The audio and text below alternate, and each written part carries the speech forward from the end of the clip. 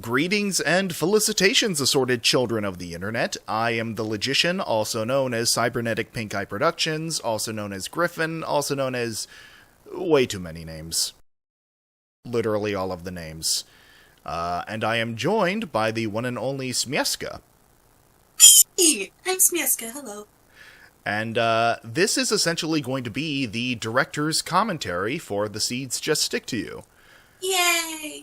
Now, this was released in late 2016, I want to say.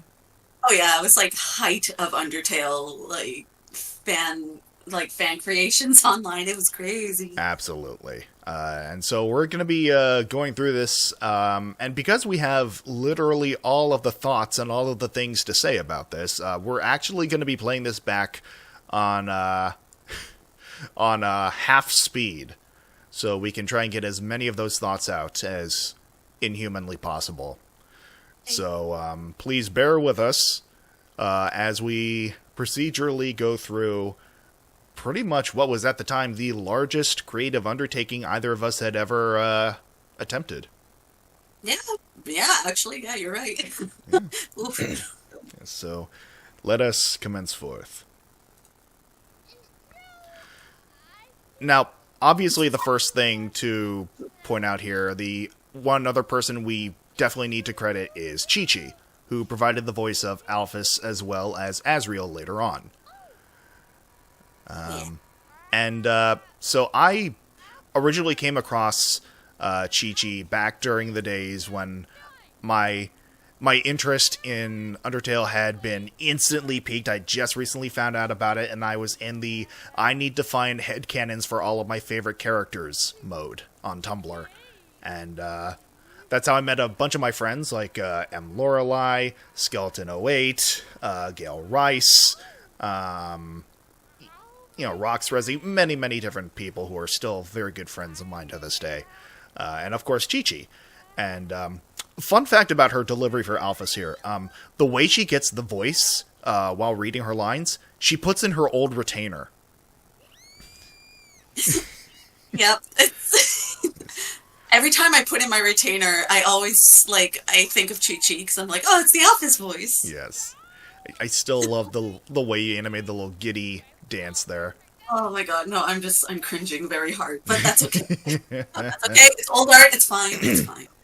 Yeah, and but by the way, I can't necessarily speak for you on this, but I saw a lot of comments to this effect for this part of the animatic. We were not trying to make a Five Nights at Freddy's reference here. It's just, because it's such a typical trope of, oh, it's security cameras, and of course it's all fuzzy and whatever, so, it's fine. We promise you it was based entirely on on what we saw of the map for the lab. Five Nights at Freddy's was still fairly new, too. Relatively speaking, yeah. It came out in 2014. Yeah. By the way, I still love the little detail on the little box there of, manga that had, human history pasted over it. Attention to detail. Absolutely. I still love this effect here, with the little cracking of the lens and everything. Now, another little fun fact here. This whole first scene with Alphys wasn't in the original first draft of the script. The original draft was very much a one-page piece of blatant fan fiction, which, yes, many of you in the comments have also successfully guessed, was heavily inspired, quote-unquote inspired, by that one scene in Adventure Time between Lemongrab and Bubblegum. And that was inspired by Frankenstein, so, yeah, of course. Absolutely. I mean, even down to the specific line delivery, it was very shameless. But I do love though the reciting Alice in Wonderland, the Jabberwocky. The Jabberwocky. I did also want to talk about that briefly as well, because I think the main reason I chose Jabberwocky specifically was because there are a lot of parallels between Undertale and Alice in Wonderland.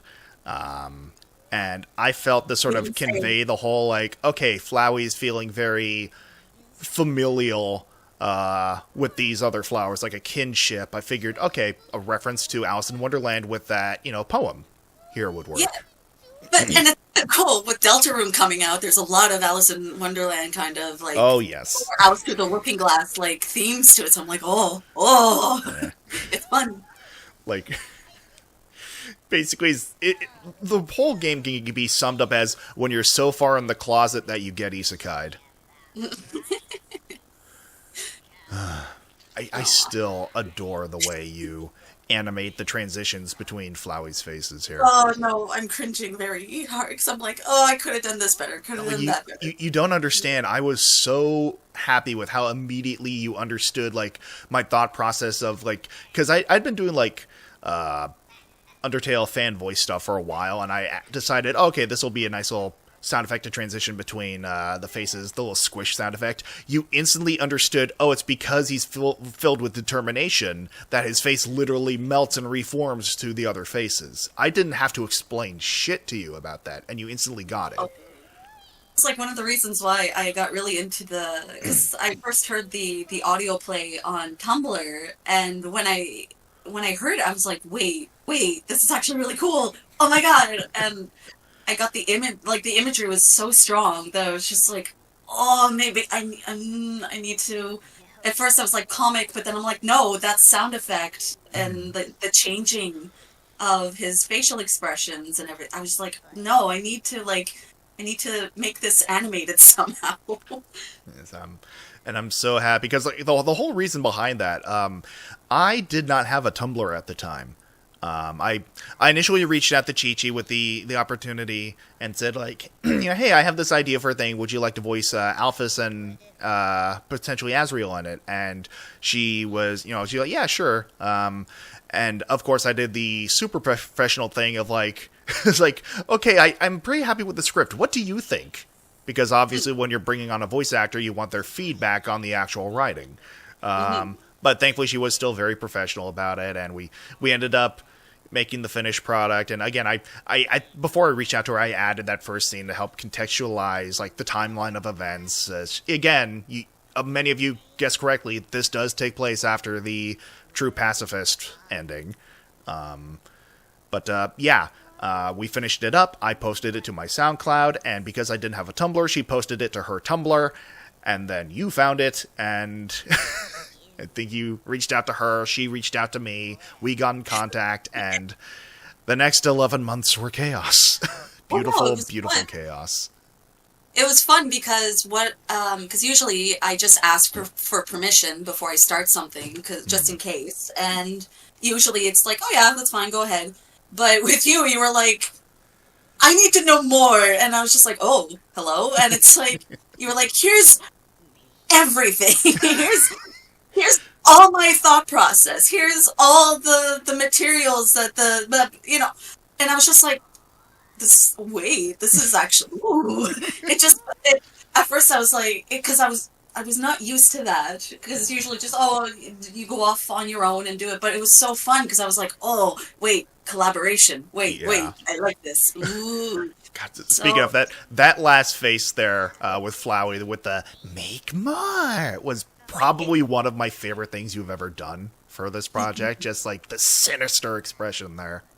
Make more. Yeah. Well, it was crazy, like, thumbnailing this, because I was, at the time, I was trying so hard to get into the animation industry, but oh my god, it was the worst. And yeah. I was working temp jobs, so the only time that I had the energy to do anything related to this was at lunchtime for like half an hour every day. That's why it took 11 months, because it took me like a good long while to thumbnail every scene. But even like I didn't have a clear vision for the whole thing yet, but there were a lot of like the make more and other parts that really, really, like, the imagery is so strong that I'm like, this needs to be out of my head immediately and out on paper, please. I will die. I cannot express in words how elated I was to receive every piece of concept art you gradually came up with during the production process. Like, fun, because whenever I was stuck in a spot, it was cool, because then I could just talk to you about it, and as we're both just talking about it, it really helped like solidify different like different scenes in my head, and it really, like, I really got to practice storyboarding that I wanted to use for as a portfolio. So I got to think of staging, blocking, the camera angles, Stage direction, things like that. yeah, and like, does this read, like, is it cohesive? And because it was so dialogue heavy, that's what I was really wanting, because you can't just, I don't know, it's fascinating to be like, oh, it's talking heads, but it's like, no, I had to like analyze every word and be like, okay, when do I cut as they're talking? When do I cut to this person? When do I cut to that person? It felt very, I really had to think hard on, like, visually, how do I make this interesting without it just being like Family Guy talking heads, but Yeah. more like, because they're talking about very heavy subjects. And so I'm like, okay, this character is talking, but so how is this character reacting? And it kind of felt like a rhythm in a way, where it's like, okay, this character is like up and down, and they kind of like intersect in a way. But oh, it was just a really fun exercise. Abso-fucking-lutely. And again, I think working with you on this, like, really lit the spark of, like collaborative creativity within me and made me so enthused to work with other people. Like, at the time of recording this, I am still working with Gail Rice, aka Hunchwin Bats, on the sequel to this, which at the time I never in a million years thought there would be so many people like asking for a sequel. Which I know, I always felt guilty because I'm just like, well, you had just gotten a new job by that point. You already had your hands full. well, I was like trying really hard to get into the animation industry, and like I was like, okay, here I am, and I have like, and that was grueling and awful, and I'm just like, oh, I have no energy, and I don't know, I was like, look, it took me 11 months to make this, my favorite image. That's another one of my favorite shots from this. My baby, my boy. And again, like, Chi-Chi's delivery is so chef's fucking kiss. Oh yeah, it's my favorite. It's like, this part is like, Yeah. this is the first image I had in my head, and it just burns so much. Like, I need to make this. Yes, absolutely. But by the way, just brief little foray into, on the topic of vocal deliveries. I've made it no secret that I do pitch my voice up for Flowey. So I want to get that on the record, but there's a little more to it than that, just to briefly sum it up, because like when you just maintain the tempo of a bass voice delivery and pitch it up, it distorts the audio. But when you don't maintain the tempo, it speeds up the take. So what I would do is, Flowey's voice is sort of in this range, there's a specific delivery with it. But like what I would do when recording the lines, I would speak especially slowly so that by the time it was pitched up, it would speed up to like a normal tempo. And that was all well and good. It had the high pitch, had the normal tempo, but it also had the result of what I can only describe as like, audio uncanny valley. It's like, I'm sure it's not necessarily something everyone notices, but it just sounds inherently wrong or artificial to me. And I think that works with the character of Flowey because he is essentially a construct, something that wasn't meant to be. Oh, This fucking bit here. baby. And the slight growth of the fangs there, Azrael fangs, just showing how unstable he is. Sweetie. I'm both like, some parts I'm still like, oh, hey, good job, me. But then other parts I'm like, oh, no. And that could have been done better. And by the way, the audio from that, Don't You Have Anything Better to Do? That was actually taken from a another project that Chi-Chi worked on, an audio thing. I think it was either a dub or something else. But I got her permission to use that, and so we got that little flashback of Azrael, Don't you have anything better to do? Yeah. Aww. Oh my god. It was fun. Oh. Yeah. So, but by the way, this is a good time to plug your socials. I mean, I'm on Tumblr. I've always been on Tumblr since like 2010. So like I've never left. And I mean, I still post things about mainly Deltarune because, oh my god, but my heart's still, Undertale, Deltarune, that's it. Well, yeah, pretty much. I still love all of the Soot Sprite Ralsei stuff you do. In addition to like Fairy Spamton. Yeah, look, man, Spamton speaks to me recently, and he will not leave my head, please. You were So, valid as fuck, gamer. and like, actually, I'm making like my own another animatic with as like a music video, and that challenge to me is like, oh, I want to do camera angles and stuff, but it's rough. I'm trying, I swear. So, it's slowly but surely. Yeah. Yeah, no, but I'm very happy to hear that. Especially if it's the music video I am thinking of that you showed me bits and pieces of during development. I'm very much looking forward to that. Yeah, well, like I'm making like a little tiny diary or whatever on my Tumblr, but it's mainly to hold myself accountable to be like, hey, well, here's your progress, instead of being bogged down by like being overwhelmed and like, I can't do this, oh god. And so it's more like, okay, now you did this, now next step, do some more. And yeah, it's rough though because it's yeah, I think it's because I'm just doing it on my own, and I'm very indecisive about things. So I'm just like, oh, but maybe if I do this, maybe if I do that, and then it just it bogs me down more and more. So it's like with this, it was at least like very straightforward because the audio play, I could focus on what they were talking about. Whereas when it's a music video, though, I'm just like, oh Yeah, wait. and I also enjoyed making subtle adjustments to the audio to better fit the visuals you came up with, to just make it one complete package. Yeah, well, like in the industry, that's what you do. You do like an audio play to be like, okay, everything seems fine, and then you storyboard it, and there you go. Yeah. It's Gosh. oh yes, that was one thing too. So I don't know if like yeah, this was never planned to be animated. Yes. So when when I was doing this, I was in my head. I was like, this is as far as it'll go. Therefore, I made it made it a little bit nicer than usual. So even though I call this an animatic, I want to say this is a little bit more than an animatic. It's like animatic with key posing. So this is not the standard for an animatic in the industry. This is like too much. The backgrounds are clean and things are key posed. But I was doing that in mind because I know it was going to be on YouTube. And, it was just a me project, that's it. But, like, otherwise, in a studio setting or, like, even with other things, this is too much. It's too far beyond. So that's just my 2 cents on it. Like the fucking execs saw this and like, the industry will remember this.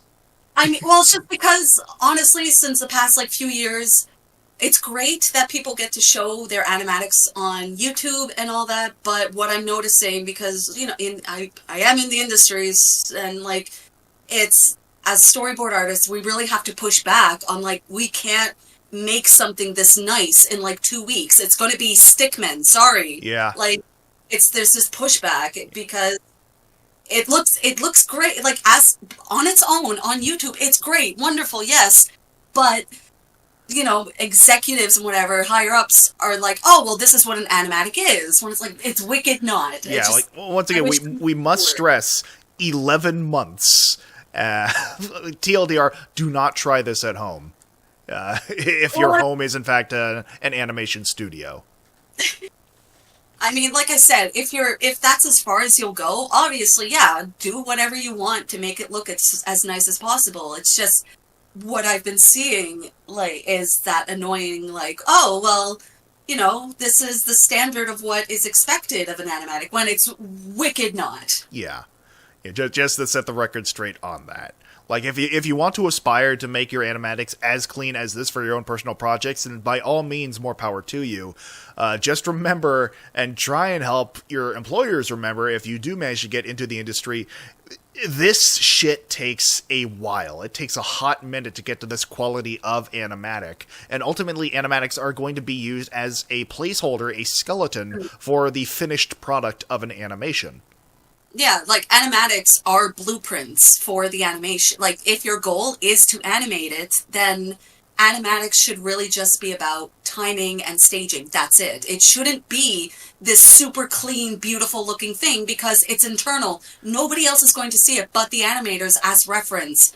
So anyway, that's my own gripe. But if it's just you and you want to make your stories, and like, animation takes forever, so of course you would want to make like an animatic, then like, with a lot of bells and whistles to it. I get it. And to put it on YouTube, absolutely. But yeah, it's that annoying, like, things are getting mixed or are blending together, and the expectation of one artist, especially a storyboard artist, is way too much, and there's like immediate burnout constantly. And yeah, so that's just my 2 cents. Yeah, and again, it is a valid point to put out there for people, especially for people who are curious about getting into the industry. And I'll even say this. Something that you and Hunshuen have in common, you are both overachievers when it comes to your quote-unquote animatics. I would confess that, but that's my own self-esteem talking, so... Again, you even before this, to part the curtain a little bit, you're telling me, oh, I'm going to cringe so badly, I'm going to, wince at it. But this still holds up very, very well, in my opinion. And all of you... I heavily encourage to go watch the original video on Smieska's channel, because I am still super fucking proud of it. And once again, go follow Smee on her socials, Tumblr, Blue Sky. I believe you still have the Soot Sprite Rouse Twitter account, if I'm not mistaken. No, actually, somebody hacked it from his. I was like, you know what? I'm done. Bye. Well, he will forever live on in our hearts, and also on your Blue Sky. So just mainly the Blue Sky, and it's probably for the best anyway. Considering especially recent events, most people should probably steer as clear of Twitter as humanly possible. But I digress. Thank you all so very much for tuning into this. This is something I've been wanting to do for quite some time, and I very much appreciate you hopping in to join me for this rant session, Smee. It was fun. I haven't watched it in years, so it's fun to see, like, because I usually don't look back at my art, because it makes me feel uncomfortable for some reason. I feel the same way about my old videos.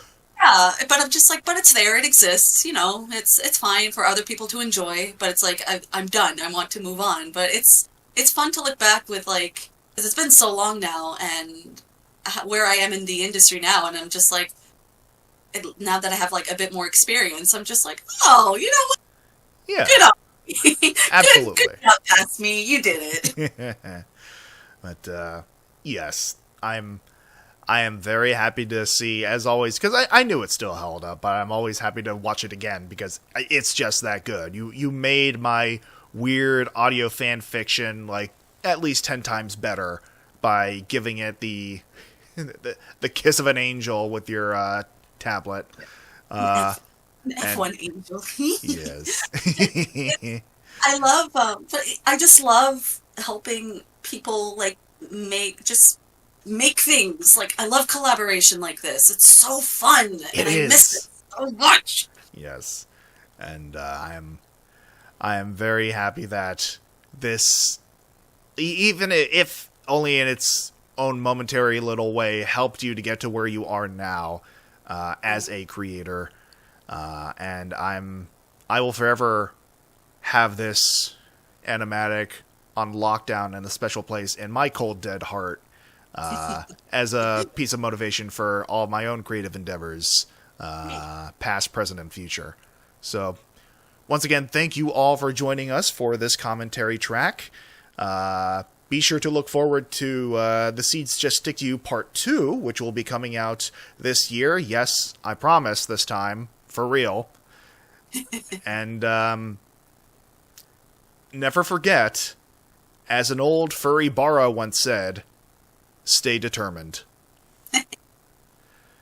Have a good one, everyone. Bye.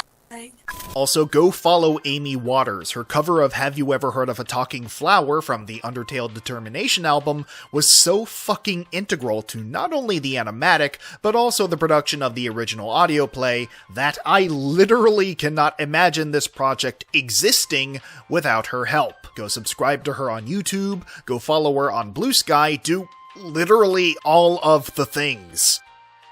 Okay, bye.